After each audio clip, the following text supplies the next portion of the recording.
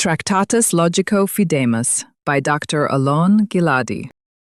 To the well of the path of truth, on the rational faith return to God. D.1. In rational faith, the truth is God, and there is no exception to it. D.2.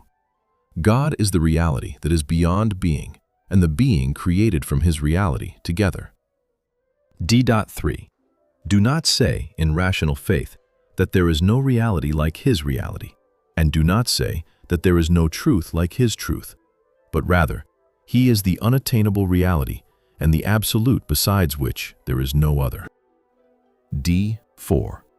The distinction between the reality of God and the reality of being included in him is for the needs of human thought, which does not comprehend the reality of God that includes being and is reality, and there is no exception to it.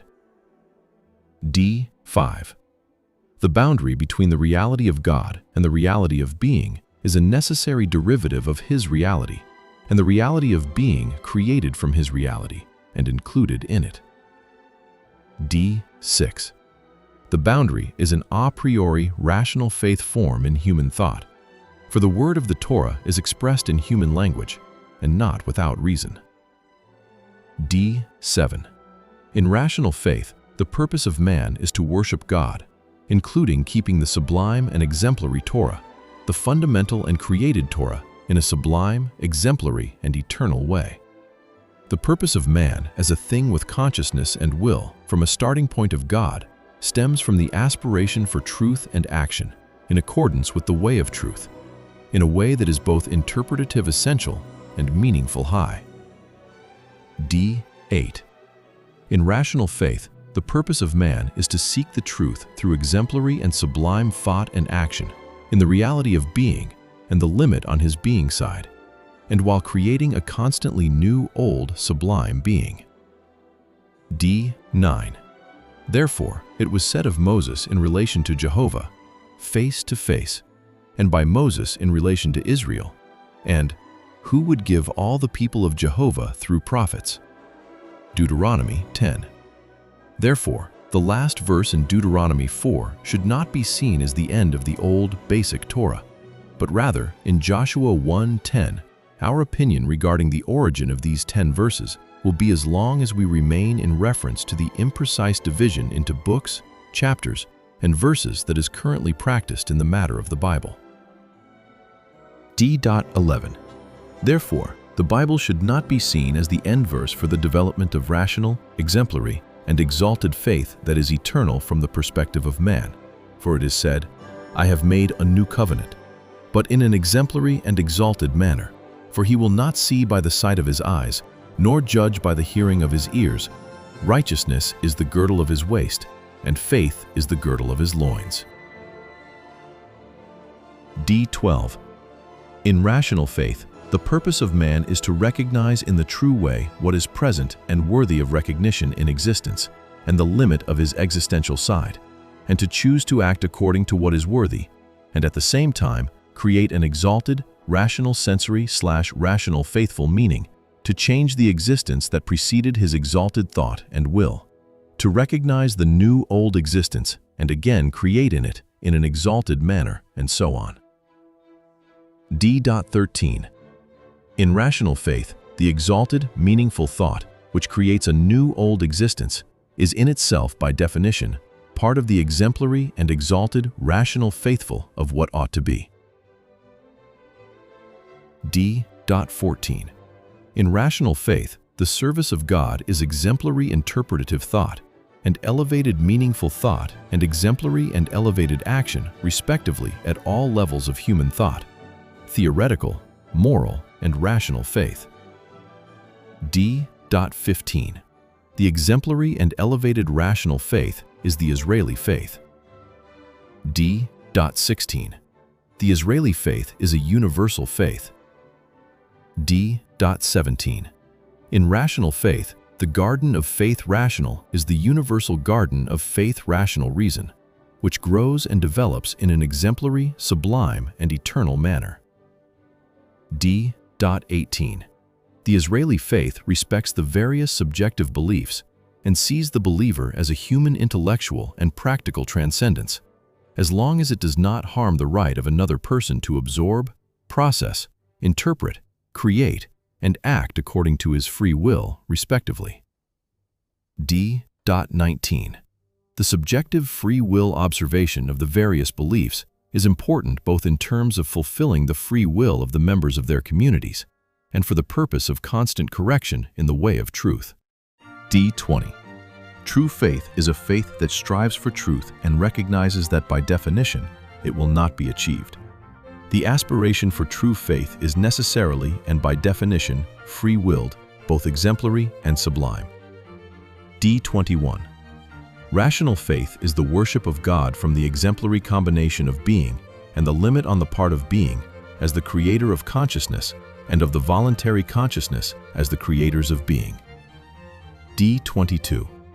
The worship of God in the Israeli faith is to cultivate and preserve the unattainable truth in the garden of pure rational faith in a manner that is both sublime and exemplary, and in its obligation is the preservation of the tree of life, as distinguished from the tree of the knowledge of good and evil. D.23. The Israeli faith is the sublime combination of knowing the present and knowing and doing what is right, of exemplary and supreme meaning and interpretation, as both rational and faith-based universality by definition. D.24. The foundation of the Israeli faith is in the rational faith interpretation of being, of the boundary from its existential side, and in the rational faith meaning, sublime harmony and exemplary identification with God and with people. D.25. The Israeli faith is not particular national, but rational universal. The Israeli faith acts in relation to specific cases from a universal example and transcendence by various means, including particular and others. D.26. The Israeli faith is not messianic mystical, but free, rational, and infinite. D.27. The Israeli faith is not a faith of obedience, but a faith of free will and rational thought, rational, exemplary, and sublime. D.28. The Israeli faith is the true rational faith, since it strives for the victory of the will to truth, and not for victory in itself, which is in practice the fallacy of the will to power in its shades and subsections.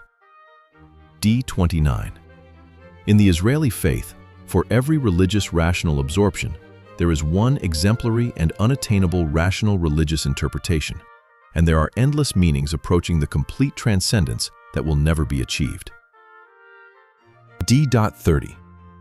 In the Israeli faith, for every complex literal, there is one simple and unattainable interpretive exemplary sermon. In the Israeli faith, for every complex literal, and for every exemplary and simple sermon, there is a sublime, simple, and infinite meaningful sermon that seeks the complete transcendence that will never be achieved. D.31. In the Israeli faith, every letter, every word, and every sentence has a deep meaning that integrates with the fundamental written religious rational being, with the specific and general religious rational being, and with the boundary on its existential side, which are the unity of natural rational faith and sublime rational faith. D.32. In the Israeli faith, every combination of letters that joins the words that join the sentence in order to identify with the being and with the existential side of the boundary has one true interpretation. The one true interpretation is found in an exemplary identification with all the combinations of letters within the framework of the text in which this combination is found, and with the being and the boundary on its existential side, from a request for a pure identification with them that will never be fully achieved. D.33. In the Israeli faith, there is a doctrine of rational faith names that are found within the framework of a rational faith text, whose rational faith foundation is the Torah, and whose rational faith covenant is constantly renewed, exemplary and sublime. D.34. Understanding the combination of letters begins with rational faith in their absorption as simple. And God called the light day, and the darkness he called night. And he came to the man to see what he would call it. And whatever the man called a living soul, that was its name. And the man called names, And the Lord said to Moses, Behold, I will rain bread from heaven for you. And the people went out and gathered a day's worth, that I might test them, whether they would walk in my law or not. Continuing the understanding of the combination of letters in rational faith in a fundamental summative way, you shall not take the name of the Lord your God in vain, for the Lord will not hold him guiltless who takes his name in vain. And in a meaningful interpretive way, concluding for the time being, and he shall smell in the fear of the Lord, and he shall not judge by what he sees with his eyes, nor reprove by what he hears with his ears. And he shall judge the poor with righteousness, and reprove with equity for the meek of the earth. And he shall smite the earth with the rod of his mouth, and with the breath of his lips he shall smite the sea of wickedness. And righteousness shall be the girdle of his loins, and faithfulness the girdle of his reins. D.35. In the Israeli faith, thought is the absorption and exemplary intellectual processing towards an exemplary interpretation, and a sublime, meaningful processing towards a sublime creation of the heavens, the abstract things, and what is in between, and of the earth, the natural things, and what is in between both. D.36. In the Israeli faith, the purpose of thought is the explanation of being, and the boundary from its existential side, through exemplary interpretation, and the creation of a new old being through the sublime meaning, and the sublime free choice between options for action. In the Israeli faith, the new old Torah is the constant new old covenant, which is the unity of the sublime consciousness that creates being, and the being that creates exemplary consciousness. D.37. In the Israeli faith, there are general teachings with different degrees, one after the other, and even secondary teachings in their content that come into developing expression. From Noah's Ark to the Ark of Moses, to the tabernacle with the tent of meeting and the Ark of the Covenant, and to the decline to the tabernacle in Kiryat Yearim, to Solomon's temple, to the second temple, to Herod's temple, and from there to the development to the small temple, and to the exemplary and highest fourth temple. The fourth temple in rational faith is the Israeli faith itself, which is given in a permanent manner to every woman and man who dedicates themselves to the truth, from an exemplary and exalted rejection of their previous and erroneous habits in the place on which they stand. The concern of rational faith as the fourth temple is in the four dimensions of rational faith reality: the natural reality, Jehovah, was/is/will be, and the path of the inclusive reality, God, within the boundary, Jehovah God, as its expression and its exemplary and highest degree in every woman and man as a substance and as a message. D.38. In the Israeli faith, God is the reality beyond the world that created the world/being and encompasses it. D.39. In the Israeli faith, Jehovah God is the boundary on both sides between being and God. D.40. In the Israeli faith, Jehovah is the natural world in the religious rational reality. D.41. In the Israeli faith, the natural and abstract being is the heavens and the earth and all their host. D.42. In the Israeli faith, the abstract things and what is between them are the heavens, the natural things and what is between them are the earth. The exemplary and supreme will is the spirit, and the exemplary and supreme volitional consciousness is the Spirit of God. D.43. In the Israeli faith, a thing with consciousness and will is a living soul. D.44. In the Israeli faith, the things with consciousness and the highest will among the things with consciousness and will are found in the volitional and exemplary man in his fundamental physical foundation as a complementary opposite of a type of will to power, male and female. D.45. In the Israeli faith, man as an intelligent living soul whose purpose is the will to power is male and female. D.46. In the Israeli faith, the exemplary and highest rational faith man, whose purpose is the desire for truth, is the unity of woman and man as one gospel, as the essence that is distinct from the essence of the Torah of Jehovah God. D47. In the Israeli faith, the Garden of Eden is the pure rational faith, the exemplary and highest Torah, the universal Torah that man strives to serve and preserve in a constant manner. D48. In the Israeli faith, objective thought is found in good and the pure objective in the very good. D49. In the Israeli faith, the foundation of subjective thought is found in the serpent and the tree of the knowledge of good and evil. D50. In the Israeli faith, the reality of the world/being that influences consciousness is found on the Sabbath day/light, which follows the creation of being by the free and absolute rational will, the Spirit of God in Jehovah God, in the 6 days/lights of the fundamental covenant, which is imbued with the rational faithful Torah, which is a rational faith introduction containing rational fundamental faith concepts for the service of God, for the will to truth. D.51. In the Israeli faith, the complexity of things in being and free will are the guardians of the path to the tree of life, which is the path of the eternal Torah, which develops in an exemplary, sublime, and perpetual manner from the will to truth, which will never be achieved to serve and preserve God. D.52. The distance between the path of the tree of life and the intellectual and practical potential of each and every one of us is like the distance between the people thirsting for the waters of strife, who claim that Jehovah is not present, and their war with Amalek, who rose up to destroy them, that is, the struggle to maintain rational faith versus the struggle to uproot it, is present among the believers themselves during their faith-rational weakness. D.53. In the Age of Enlightenment, the Copernican revolution regarding Kant's pure reason is similar to the relationship between Aristotle and Copernicus and between Newton and Einstein. D.54. In the era of Israeli faith, the Copernican revolution regarding Giladi's pure rational faith is similar to the relationship between Abraham and Jacob and between Jacob and Moses and beyond.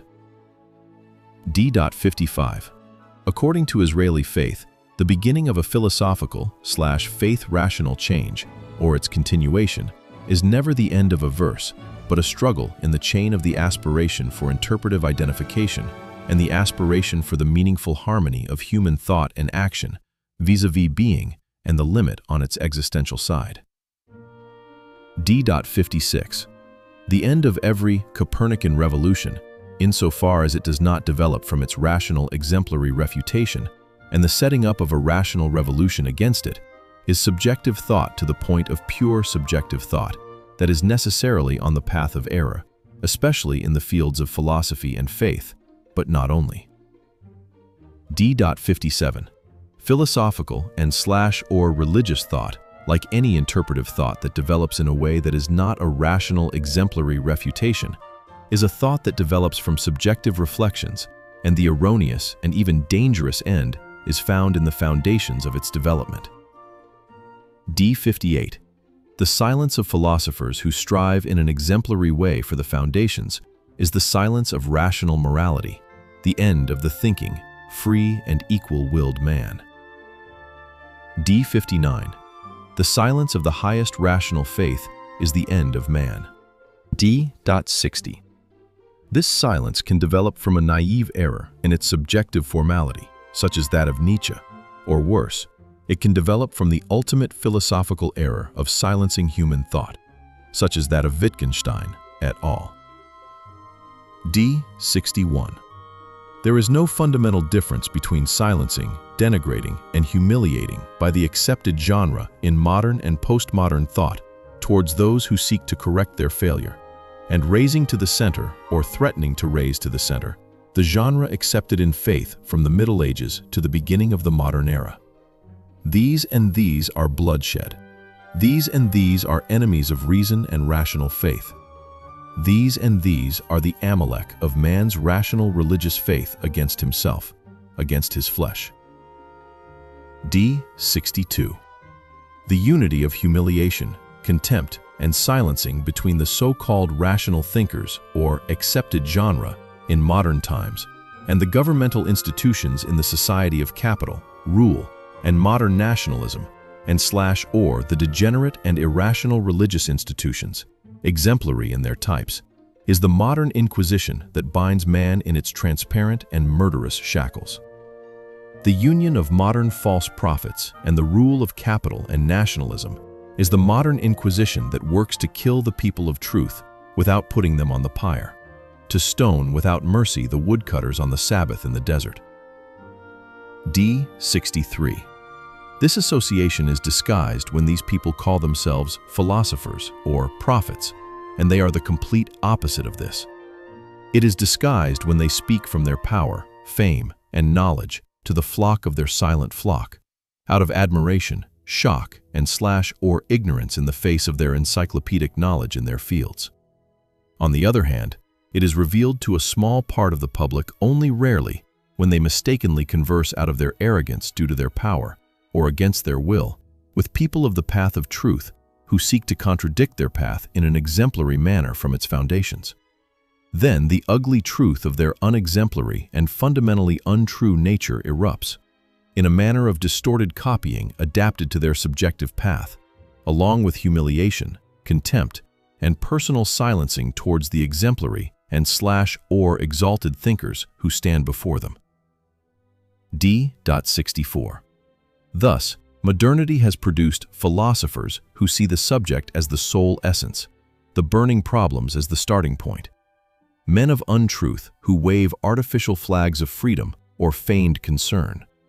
Thinkers of silence who pride themselves on not searching for the one and unattainable truth, or on unwillingness to conduct an exemplary search for the foundations, or on silencing, disparaging, and humiliating those who seek it. These philosophers and thinkers are parallel to the false prophets, in the past, who uphold the government and the degenerate institutions from which most of them enjoy and feed, but without a starting point of God. D.65. In short, a striking characteristic of these false prophets and thinkers is the absence of essential, true, and real discourse, and their call for a sincere discourse, in which the parties do not seek to win or impress, but intend to learn and search for the truth. Then they work to silence, belittle, and humiliate the seekers of truth within a discourse that is entirely in practice for them, known with certainty only to them, to win and impress.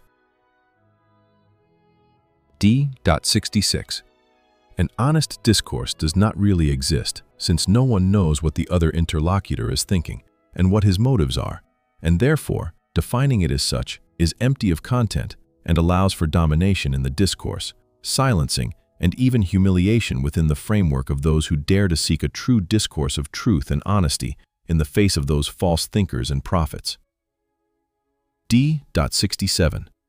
The existence of a proper discourse, true, real, substantial, and free, are understandable conditions for progress in discourse towards truth in all areas of human thought, science, morality, and faith. D.68.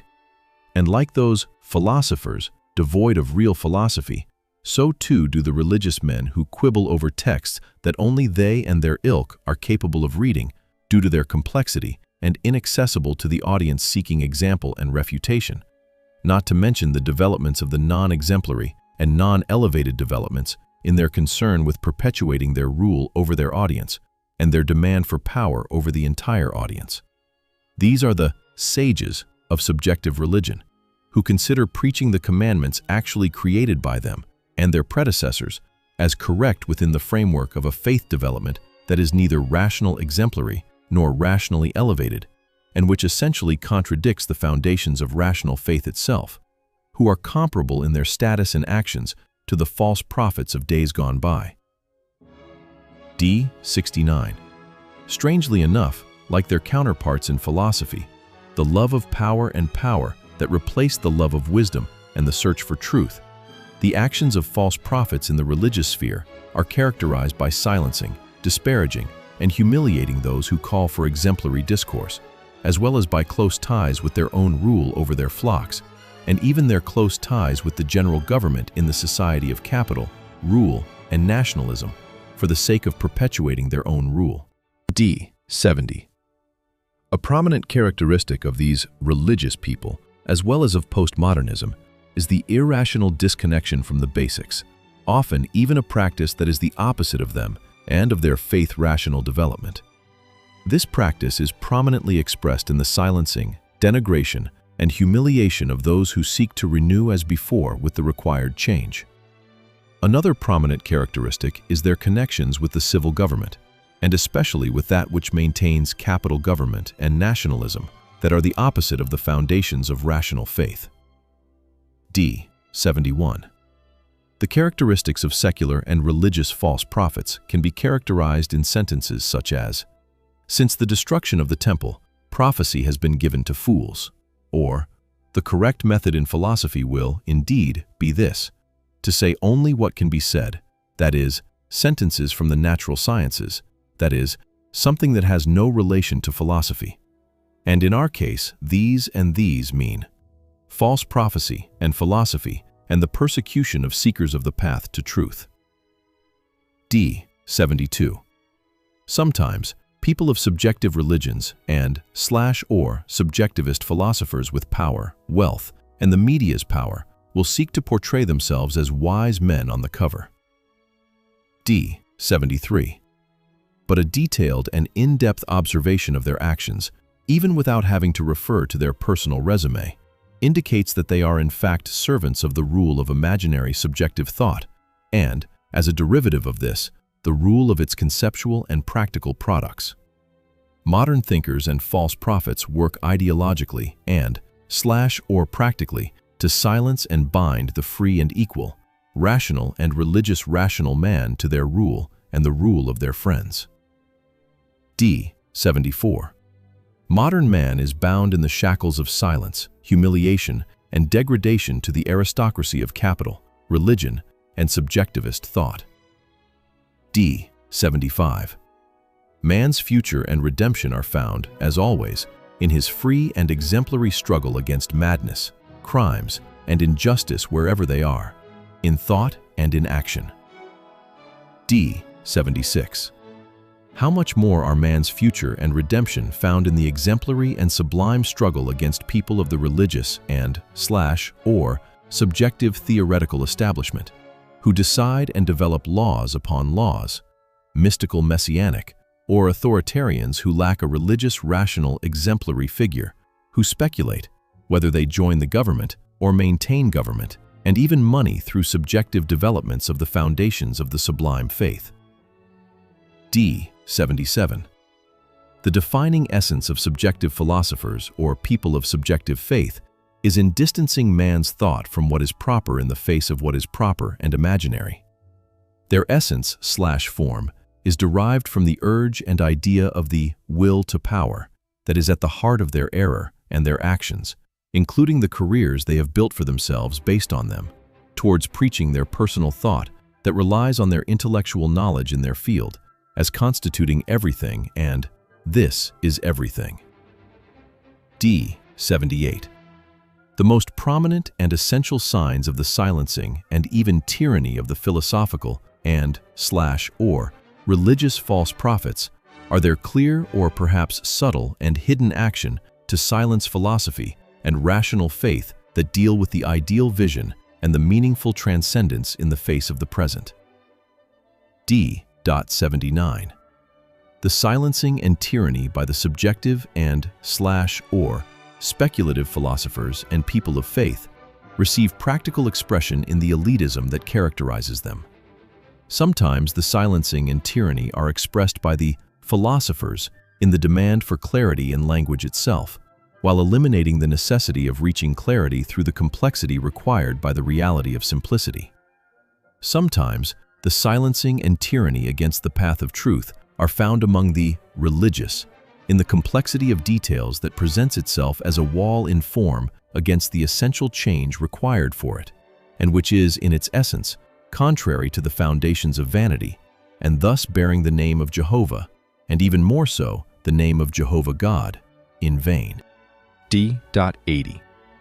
In contrast to the suffering of man in the recent past, due to the activities of false prophets and thinkers, the modern combination of the approach of human thought to the unreal, subjective pole in its definition, and the distancing from the aspiration to the objective pole, together with the development of technology, constitute an existential danger to humanity that is contrary to its rational purpose.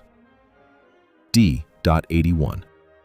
The suppression of the free, rational, and natural development of modern enlightened thought and of rational religious thought is part of the evolutionary investment of the thinking person, and therefore he poses a danger to the existence of which he is a part, and at the same time influences it through the power of his free will in sublime creation and free choice, exemplary and sublime among possibilities, to the extent that he is aware of them. D.82. Socrates showed humanity that man does not know the whole truth, and he did this by developing a constant and respectful discourse that did not involve silencing or denigrating or humiliating him, but rather a courageous, determined, and intelligently exemplarily dealing with the arguments that came up against him. D.83. The fate of Socrates is a parable and example of the constant struggle between those who seek the truth that will never be achieved, and those who seek the good of youth, that is, the good of their rule over the public in the past, present, and future. D.84. The fate of the prophet Moses is a parable and example of the constant struggle between interpretation in rational faith from the will to truth, and the danger of interpretation in rational faith from the will to power. D.85. The fate of Moses is clearly expressed in his marriage to Zipporah, daughter of Yitro, a priest of Midian, in the face of the destruction of the Midianites due to the affair between a Midianite woman and a son of Israel.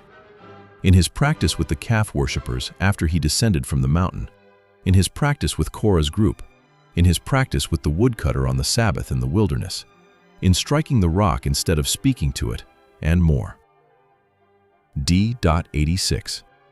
The analogy with Moses' practice within the framework of the rational, godlike faith, without the and conjunction, to the Yahwistic powerful, stands in one subordination with the analogy with Abraham's practice within the framework of the godlike faith versus the Yahwistic natural faith in the case of the Akedah. The basis of the rational, faith-based analogy with the practice of the prophets and or rational, faith-based symbols is the consequences of the lack of a rational exemplary interpretation within the framework of the rational Israelite faith to raise the meaning and the essential interpretation together. These are consequences of a great disaster, both for faith and reason in themselves, and for man and his existence. In the latter, this disaster could have led to the end of life and development in rational faith, and from there to the end of humanity. And in the former, this disaster could have led to the end of the development of the state as a means to a rational society, free and equal.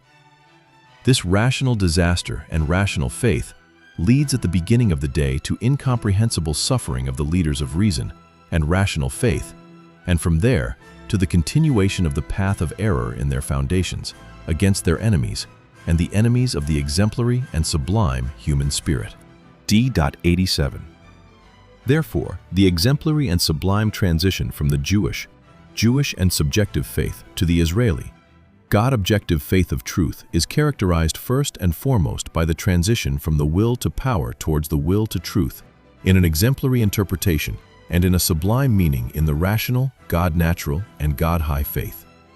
This transition is part of the path of truth and can be seen in relation to idolatry and the God-man in the Red Sea crossing, and in a modern way between the decadent and degenerate faith as a transition from, with a strong hand and an outstretched arm, to serving and preserving it together. This is the return to the foundations of rational faith of, "And you shall be my people, and I will be your God," in the later prophecy, after, "And I will walk among you, and I will be your God, and you shall be my people," in the foundational prophecy. This is the answer to the exemplary interpretation of the foundations. "And it shall come to pass in the last days, that the mountain of the house of the Lord shall be established in the top of the mountains, and shall be exalted above the hills, and all nations shall flow to it, and many peoples shall go and say, Come, and let us go up to the mountain of the Lord, to the house of the God of Jacob, and let us learn his ways, and let us walk in his paths. For out of Zion shall go forth the law, and the word of the Lord from Jerusalem. This is the closing of the faith-rational circle, and the beginning of the return to the path of truth, which is expressed in an exemplary and sublime way in the vision of the new faith-rational covenant. Behold, the days come, saith the Lord, and I will make a new covenant with the house of Israel and with the house of Judah, not according to the covenant that I made with their fathers in the day that I took them by the hand to bring them out of the land of Egypt, which they broke my covenant, although I myself was a master to them, saith the Lord. For this is the covenant that I will make with the house of Israel after those days, saith the Lord. I will put my law within them, and on their hearts will I write it, and I will be their God, and they shall be my people. D88. The natural function of philosophers and men of rational faith, exemplary and sublime, is to distance rational and faith-rational thought and the possibilities of action derived from them from their imaginary subjective pole, and to bring them closer to their objective and unattainable pole in the way of truth. D89. The defining natural role of the philosophers and the exemplary and exalted rational believers is to open the door and gate for all of humanity to establish and develop the purpose of the sublime, meaningful thought towards the creation of a new old, exemplary and exalted being. The rational people of truth and the intelligent believers work by definition to combine the exemplary interpretative creation with the sublime, meaningful creation. D90. The defining natural role of the philosophers and the exemplary and exalted rational believers is to raise thought and the possibility of free and equal voluntary action for every woman and man on the lines of the aspiration for truth and transcendence. Their role operates within the framework of the purpose of man, that is, the aspiration for the exemplary interpretative identification of thought and voluntary action with being, and/or the boundary on its existential side, and the aspiration for the sublime, meaningful creation of a new old, sublime being. D91.